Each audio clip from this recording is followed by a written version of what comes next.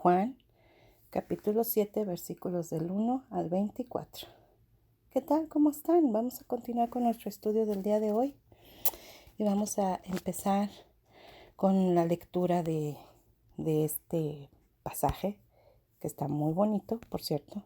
Vamos a entender muchos conceptos de los cuales manejaban los judíos y siguen manejando al día de hoy. Y pues vamos a enriquecernos un poquito, ¿ok? Mi Biblia tiene un subtítulo, dice incredulidad de los hermanos de Jesús.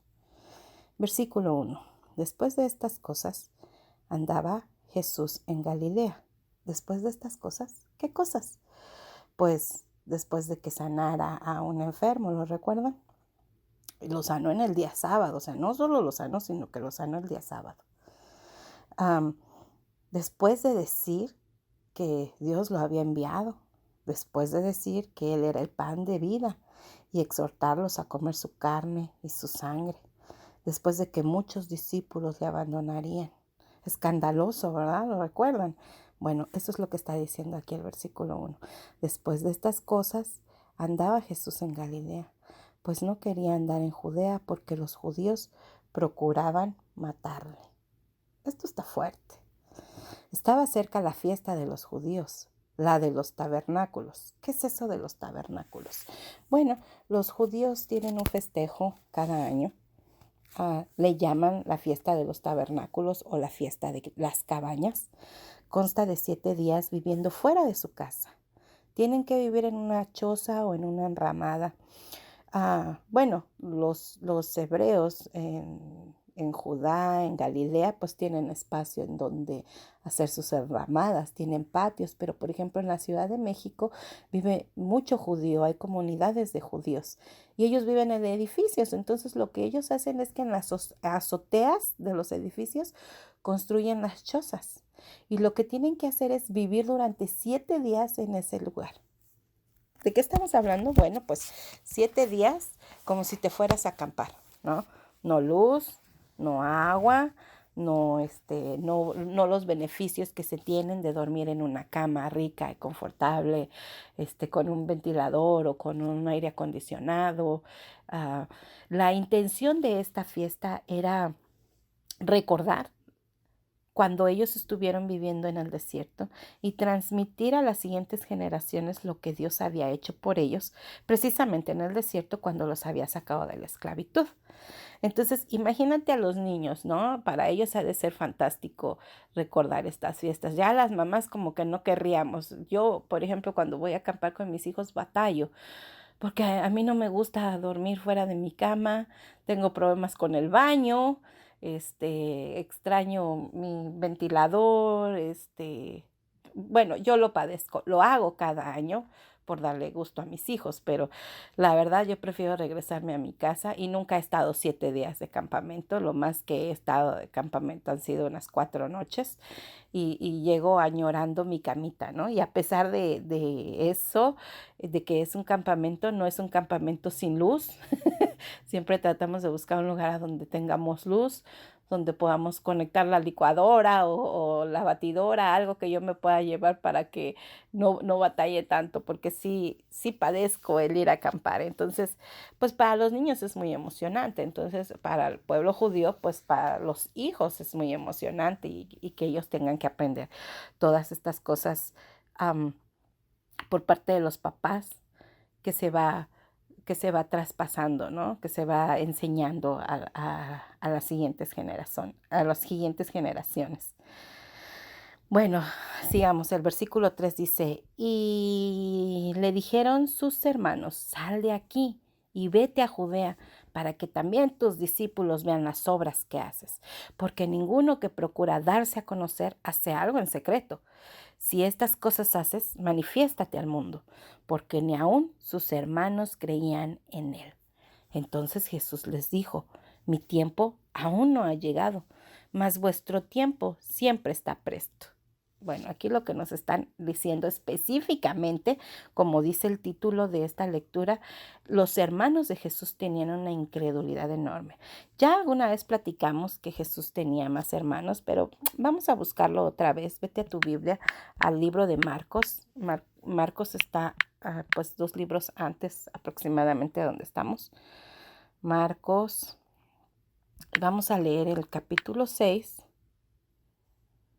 y el versículo 2. Marcos capítulo 6, versículo 2. Del 2 al 4 vamos a leer. Y llegando el día de reposo, comenzó a enseñar en la sinagoga, y muchos oyéndole se admiraban y decían, ¿de dónde tiene estas cosas? O sea, Jesús estaba en la sinagoga y estaba hablando, y la gente se preguntaba, pues, ¿cómo es que él sabe tanto, no? ¿Y qué sabiduría en esta que le es que le es dada, y estos milagros que por sus manos son hechos? O sea, la gente no entendía quién era este hombre, quién era este Jesús. Entonces alguien dijo en el versículo 3, ¿no es este el carpintero, hijo de María, hermano de Jacobo, de José, de Judas y de Simón? ¿No están también aquí con nosotros sus hermanas? Y se escandalizaban de él. Cuando Jesús hablaba en la sinagoga y expresaba la palabra de Dios, lo que estaba escrito en los 5, en los profetas, en los primeros 5 libros de la Biblia, que son los libros que ellos manejaban en este entonces, porque acuérdate que antes de Jesús no había Nuevo Testamento. Recuerdas que al principio de nuestro estudio vimos un poquito de qué estaba compuesta la Biblia, y la Biblia está compuesta, como por llamarlo así, de 2 tomos, lo que es el Antiguo Testamento antes de que viniera Jesús y lo que es el Nuevo Testamento a partir de que llegó Jesús a la tierra. Bueno, ellos manejaban solamente el Antiguo Testamento, pero no todo el mundo los manejaba. Que no se nos olvide, solamente los grandes eruditos, porque para empezar, pues el dialecto o el idioma en el que se hablaban, que eran 3, ¿no? El griego, el hebreo y el arameo, como siempre lo hemos platicado. Que él reconociera en qué estaba escrito y que supiera qué era lo que estaba escrito, para ellos era como, ¿cómo puede ser posible? Si que no es el hijo del carpintero. O sea, le conocían perfectamente, y se nos cita los nombres de los hermanos de Jesús: Jacobo, José, Judas y Simón. Ellos eran los varones. Pero también dice aquí que él tenía hermanas. O sea, también hubieron mujeres en la familia de Jesucristo. Y ellos estaban resentidos. Si nos regresamos a la lectura, podemos sentir el peso con el que ellos están hablando. O sea, le están diciendo, pues ándale, papacito, ¿quieres que te des a conocer? Pues sal, de una vez, que todo el mundo vea los milagros que haces, aunque Jesús estaba mencionando que no era su tiempo. Y para nosotros al principio entender por qué no era su tiempo, si todo el mundo lo íbamos a saber, acuérdate que había profecías, cosas que se tenían que cumplir a su debido tiempo. Entonces Jesús no vino para nada a romper la ley que ya estaba escrita, sino que la vino como a confirmar, y vino a hacer que se cumplieran las profecías. Entonces, cuando él decía, aún no es el tiempo, esa es la razón, porque él sabía que había un tiempo específico para que se cumpliera eso.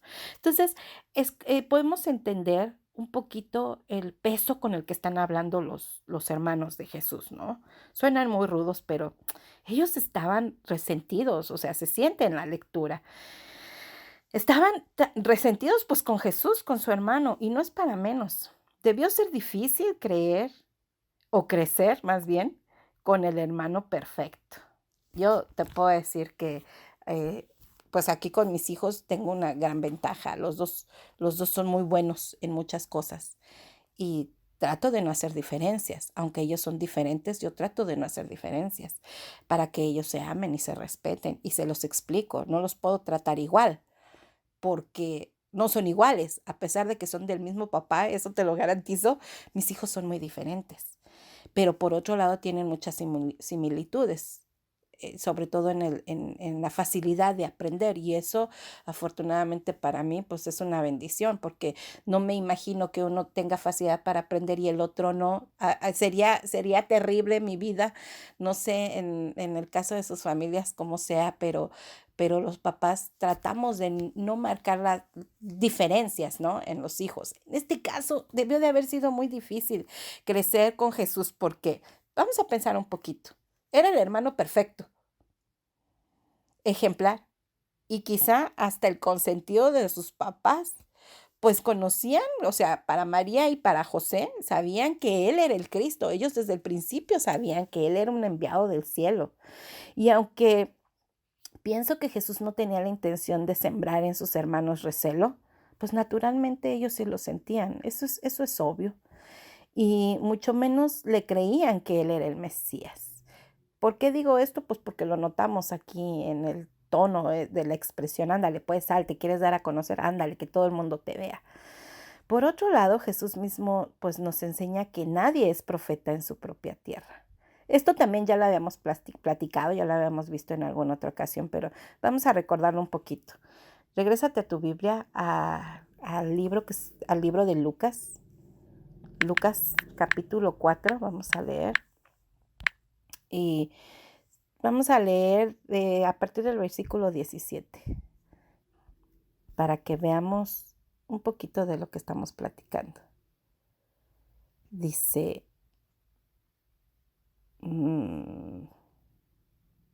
y se le dio el libro del profeta Isaías. Está hablando de Jesús. Jesús está en la sinagoga y le dieron el libro del profeta Isaías. Y habiendo abierto el libro, halló el lugar donde estaba escrito: Isaías fue un profeta de Dios. Él fue uno de los que escribió, muchos escribieron, pero él fue uno de los que escribió las profecías más grandes, por así decir. Grandes me refiero en cantidad de letras, a la venida y al nacimiento de un Mesías, a la venida de un hombre que iba a ser el Salvador. Y esta es la parte que Jesús está leyendo, ¿ok? Entonces Jesús está en la sinagoga, le dan el libro del profeta Isaías y él empieza a leer esta parte. El Espíritu del Señor está sobre mí, por cuanto me ha ungido para dar buenas nuevas a los pobres. Me ha enviado a sanar a los quebrantados de corazón, a pregonar libertad a los cautivos y vista a los ciegos, y poner en libertad a los oprimidos, a predicar el año agradable del Señor. Y enrollando el libro, lo dio al ministro y se sentó, y los ojos de todos en la sinagoga estaban fijos en él. Para la gente que iba a la sinagoga no era extraño escuchar estas palabras. Es como cuando nosotros vamos a escuchar la palabra de Dios en algún servicio y pues no nos es algo nuevo, pero algo había diferente en esto, en cómo lo decía, en la autoridad con la que él se conducía, en la característica de su persona, que él era un hombre fuerte, ¿no? Que impactaba cuando hablaba. Dice el versículo 21, y comenzó a decirles: hoy se ha cumplido esta escritura delante de vosotros. No, bueno, yo creo que esto ha de haber sido la locura. Y todos daban buen testimonio de él y estaban maravillados de las palabras de gracia que salían de su boca y decían: ¿no es este el hijo de José? O sea, cuando le escuchaban hablar, sí era como que, wow, algo tiene diferente, algo suena distinto, aunque yo conozco esa profecía, me suena fantástico. Y sí, o sea, sí es verdad lo que él está diciendo, porque en su mirada vemos y creemos lo que está diciendo, pero a ver, espérate tantito, ¿qué no es el hijo de José? Él les dijo: sin duda me diréis este refrán: médico, cúrate a ti mismo. De tantas cosas que hemos oído que se han hecho en Capernaum, haz también aquí en tu tierra. Y añadió: de cierto os digo que ningún profeta es acepto en su propia tierra. Bueno, alguna ocasión que ya escuchamos esta historia, pues Jesús no puede hacer milagros ahí por la incredulidad. Porque sí, lo que decía estaba muy, muy bonito, pero sabes que yo te conozco, te vi crecer con el moco de fuera, estabas ahí con tu papá el carpintero, o sea, a mí no me puedes venir a decir que eres el Mesías. Sí, cuando hablas algo siento diferente y veo en tu mirada otra cosa, pero es mucha la familiaridad. Entonces, como ya alguna vez lo platicamos, la familiaridad no les permitió entender que la profecía se estaba cumpliendo en ese momento ante sus propios ojos en ese mismo día. Y no solamente entenderlo al vivirlo, sino que Jesús lo dice con su boca. Pero tristemente, como le conocían, no le aceptaban. Y la familiaridad les hizo mucho daño. Bueno, continuamos en nuestro capítulo de Juan 7 y nos quedamos en el versículo 7, ¿verdad? No puede el mundo aborreceros a vosotros, le está diciendo Jesús a sus hermanos, mas a mí me aborrece, porque yo testifico de él, que sus obras son malas. Subid vosotros a la fiesta. Yo no subo todavía a esa fiesta, porque mi tiempo aún no se ha cumplido. Y habiéndoles dicho esto, se quedó en Galilea. Pero después que sus hermanos habían subido, entonces él también subió a la fiesta, no abiertamente, sino como en secreto. Y le buscaban los judíos en la fiesta y decían, ¿dónde está aquel? Y había gran murmullo acerca de él entre la multitud, pues unos decían, es bueno, pero otros decían, no, sino que engaña al pueblo.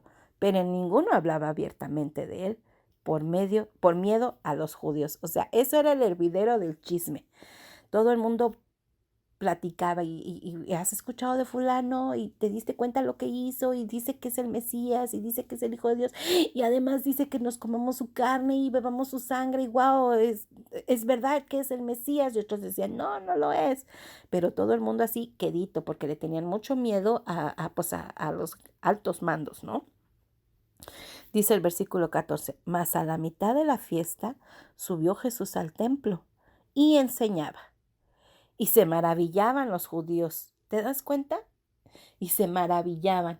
También cuando leímos Isaías, la gente se maravillaba. Cada que Jesús hablaba, cuando tenía a sus discípulos, la gente se maravillaba. Esto es, tomaban una sorpresa grata de lo que Jesús estaba diciendo, porque no solo era lo que decía, sino cómo lo decía, y pues realmente él era el Mesías. Entonces las cosas sabían diferentes, a pesar de que ya las habían escuchado de los fariseos, les sabía distintas, cuando Jesús las decía, claro, ¿no? Y se maravillaban los judíos diciendo, ¿cómo sabe este letras?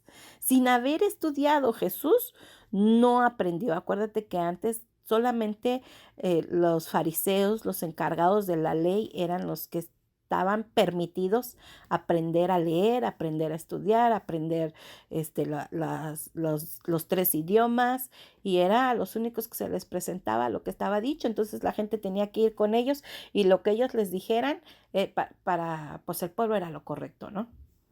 Entonces Jesús les respondió y dijo, mi doctrina no es mía, sino de aquel que me envió.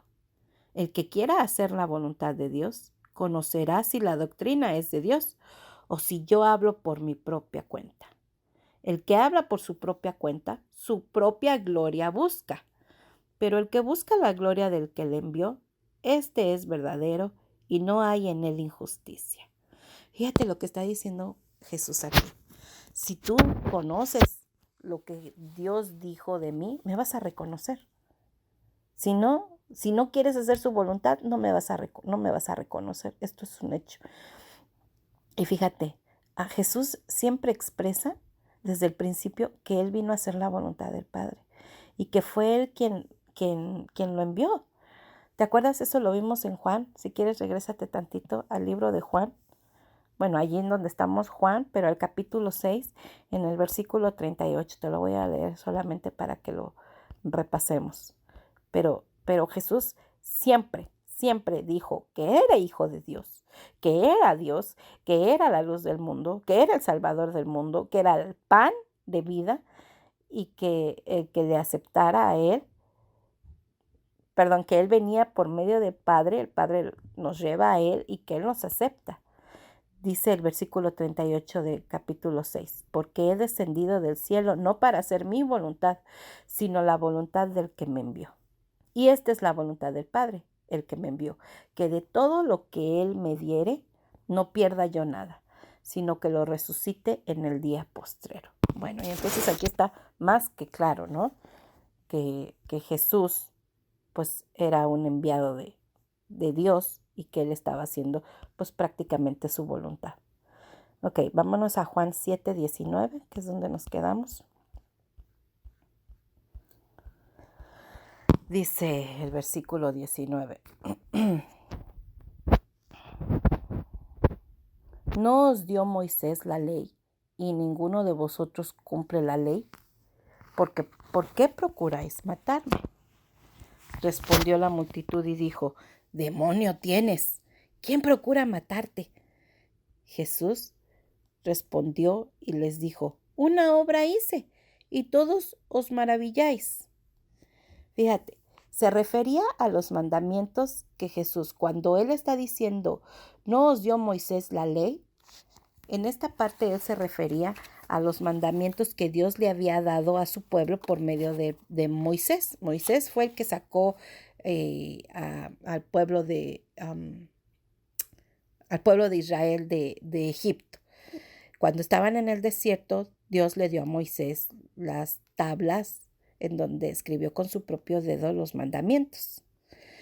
Moisés era el líder en ese entonces que Dios utilizó para sacar al pueblo de Egipto. Pero como aquí dice, nadie lo cumplió. Nadie pudo cumplir la ley.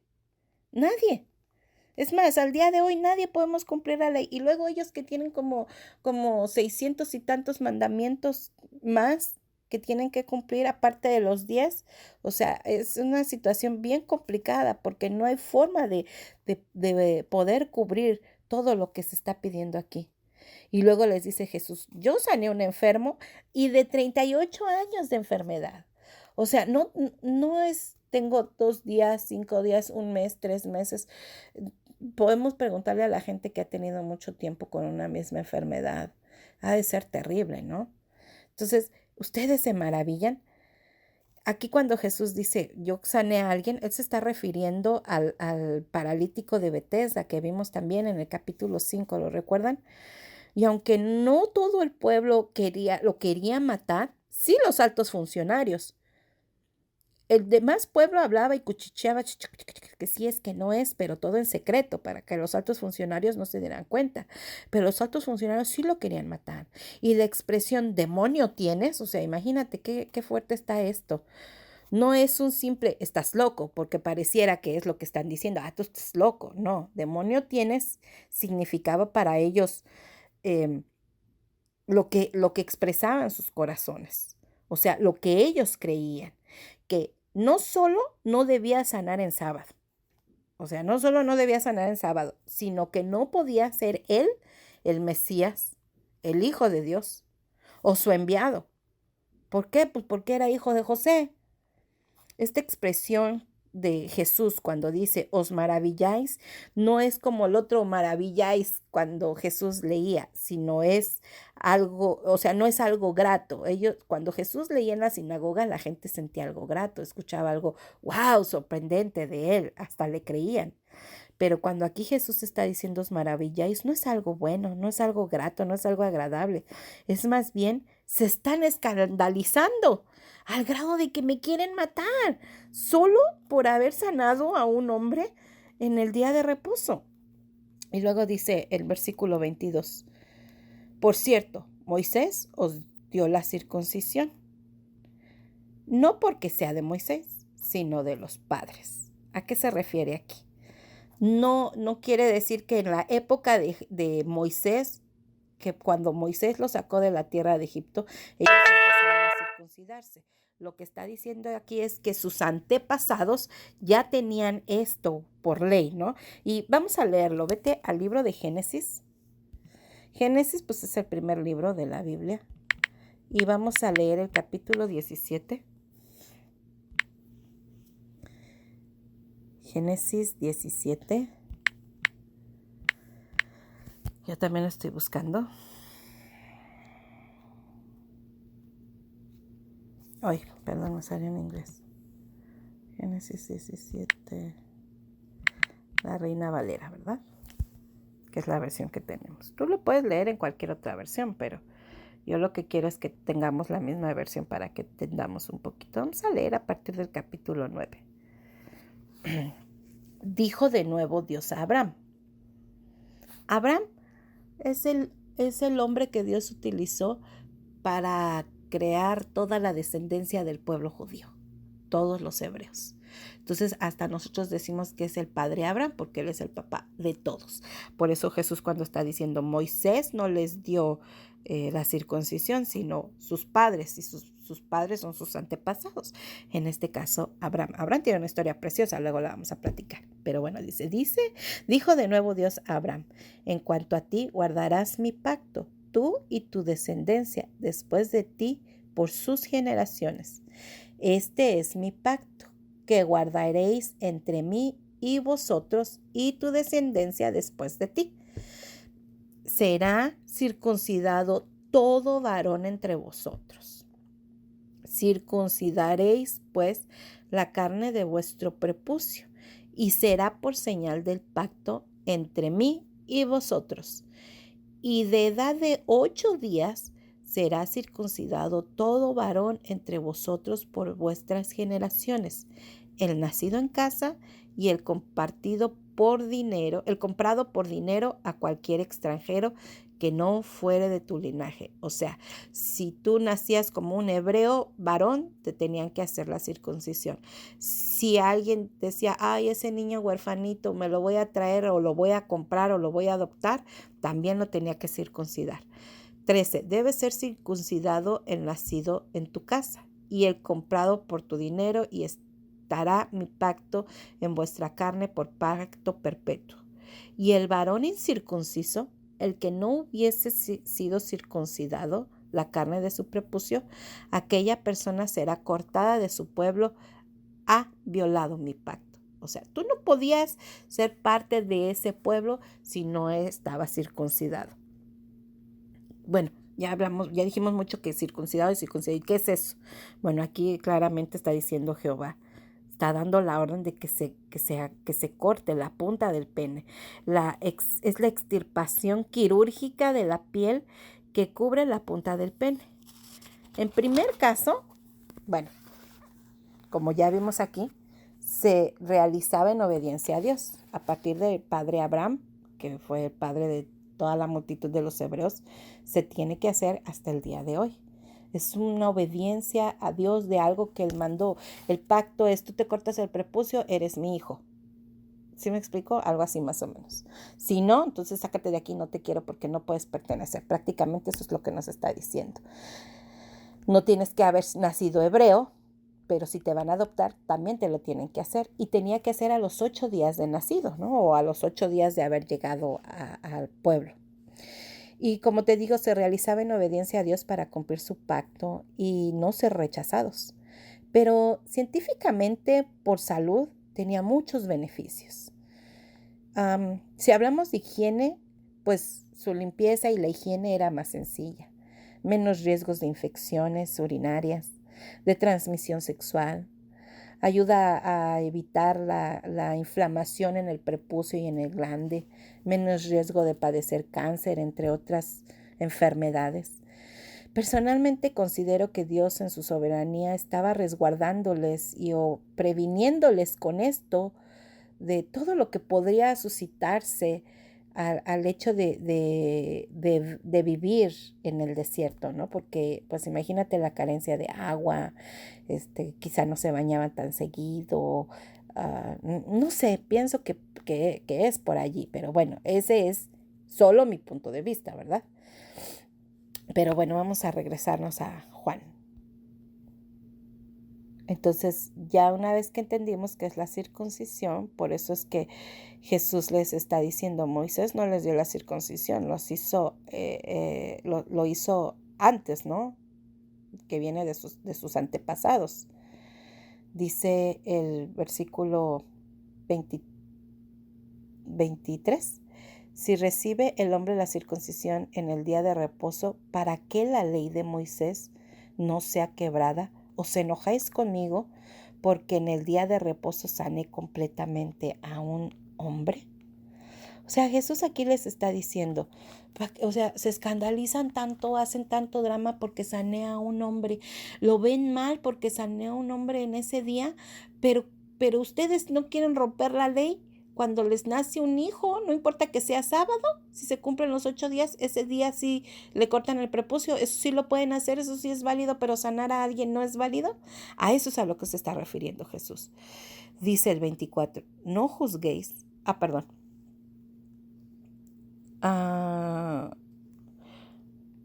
Sí, el 24, no juzguéis según las apariencias, sino juzgad con justo juicio. O sea, ustedes se van nada más por lo de encimita. Juzgar en la Biblia no solo significa apuntar con el dedo. O sea, tú estás haciendo esto mal, tú hiciste aquello mal. No. O tampoco es sentarse como un juez y emitir sentencias, sino que se refiere a discernir, a hacer diferencia entre lo bueno y lo malo.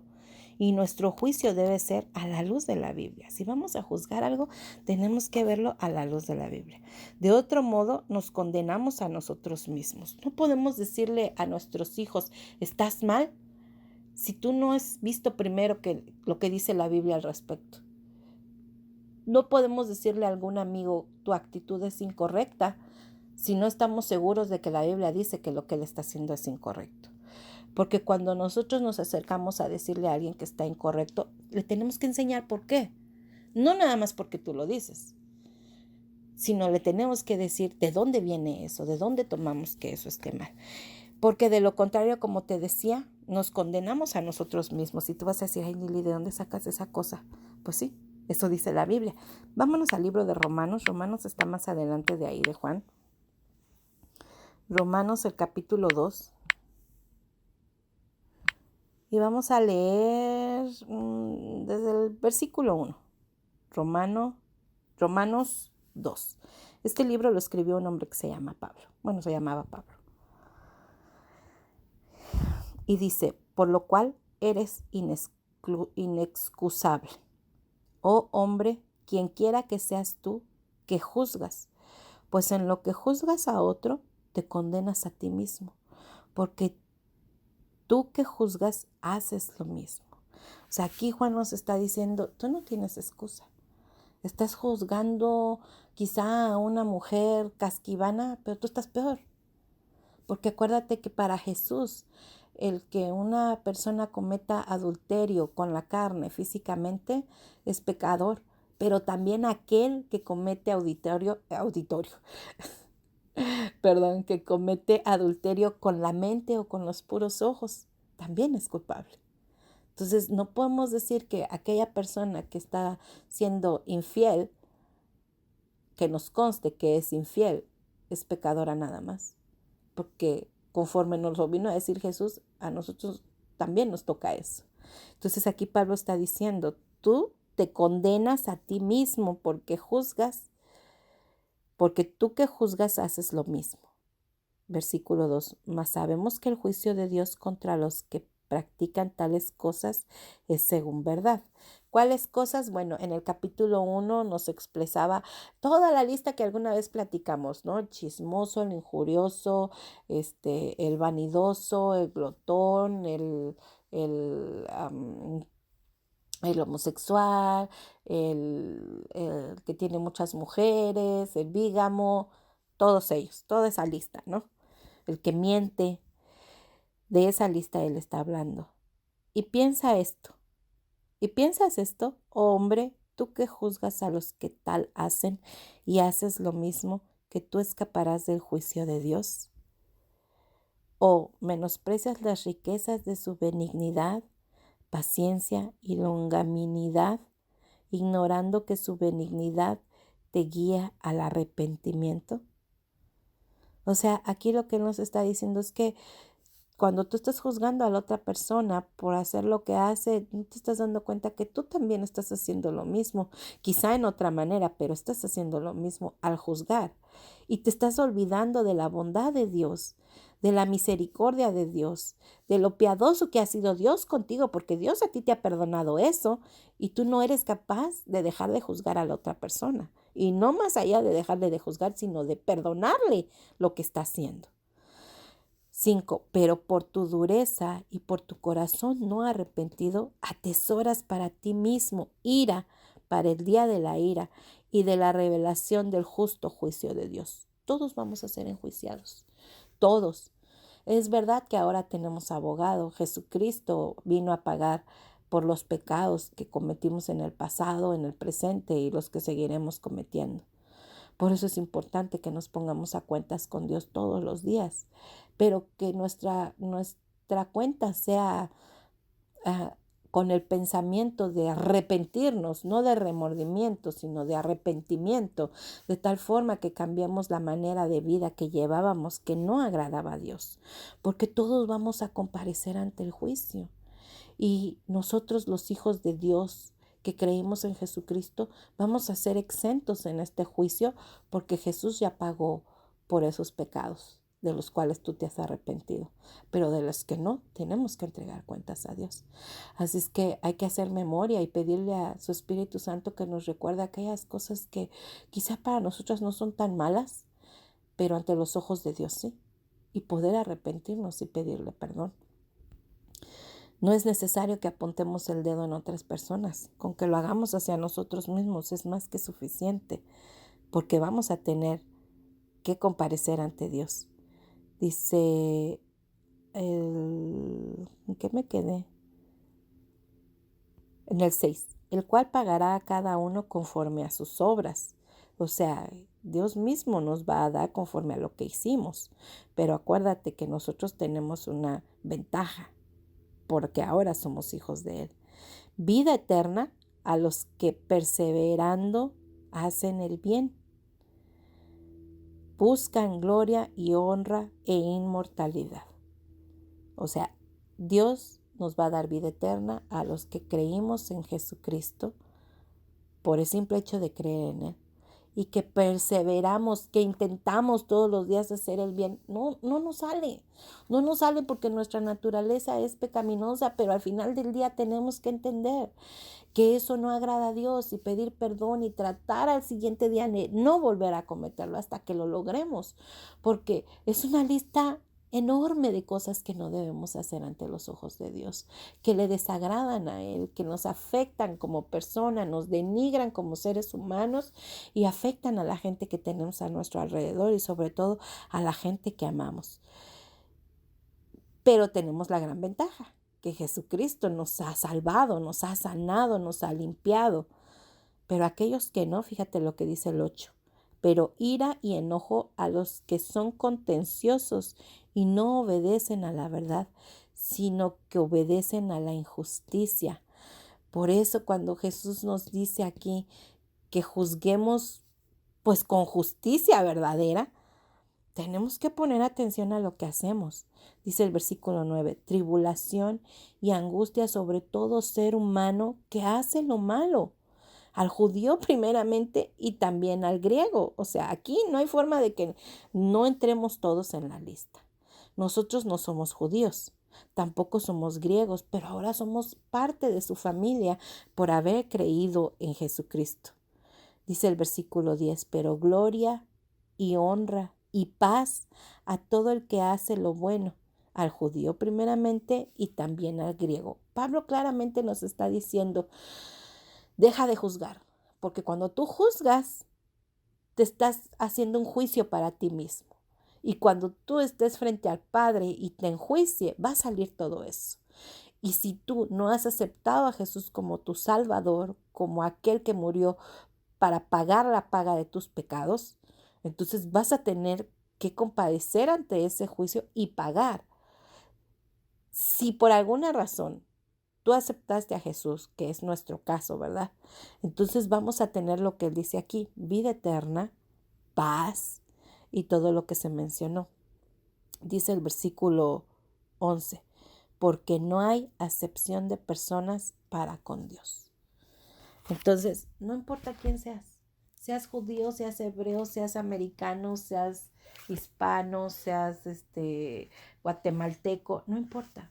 Para Dios eso no importa, porque Dios nos amó a todos de tal manera que envió a su Hijo a morir por nosotros. Y cuando leemos esto que dice Pablo en el libro de Romanos, que nos traemos juicio a nosotros mismos, debemos hacer una pausa y tomar la recomendación de Jesús que nos está dando en el versículo 24 de Juan. juzgar con justo juicio. No podemos hacer más. ¿Ok? Bueno, pues este es el capítulo de 7. No lo hemos terminado. La próxima semana o en el próximo audio, primero Dios, lo concluiremos. ¿Qué les parece si oramos a Dios?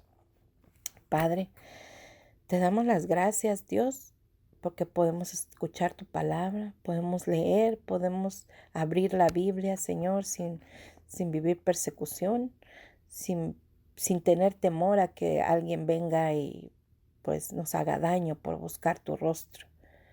Gracias te damos por enviar a tu Hijo Jesús. Gracias te damos por tu palabra, porque podemos aprender tus maravillas y cuánto amor tienes por nosotros. Ayúdanos, Dios, a no juzgar a otras personas, para no crear juicios sobre nosotros mismos, Dios. Ayúdanos a recordar aquellas cosas que quizá ya olvidamos, Padre, con las que te hemos faltado, para podernos poner a cuentas, Señor. Ayúdanos con los pecados que cometemos una y otra vez, a sabiendas que nos dices que no te agradan, Señor. Perdónanos. Necesitamos de tu fuerza, necesitamos de tu sabiduría, necesitamos de tu palabra, Señor, para poder vivir una vida conforme a ti te agrada, Señor. Ayúdanos a hacer luz para la gente que amamos. En tus manos ponemos a nuestros hijos, a nuestros hermanos, a nuestros amigos, Señor, que podamos compartir con ellos esto que tú nos estás enseñando, Señor. Que ellos puedan también sentir la dicha de conocerte, de saber que no estamos más solos, que tú tienes el control de nuestra vida, que tú proveerás conforme a tu voluntad y que nuestras mayores necesidades, Señor, están cubiertas por ti, porque tú lo prometiste en tu palabra. Gracias, Dios, por la oportunidad que tenemos de convivir y comentar de tu palabra por medio del Internet. Ahora yo te pido que tú bendigas cada persona, Señor, que escuche este audio, que el entendimiento que tu Espíritu Santo nos dé sea suficiente, Señor, para poderlo manifestar pues a la gente que amamos, Dios. En el nombre de Jesús oramos y te damos las gracias y pedimos, Padre, que tu reino venga, Señor, conforme a tu voluntad. En su nombre oramos. Amén.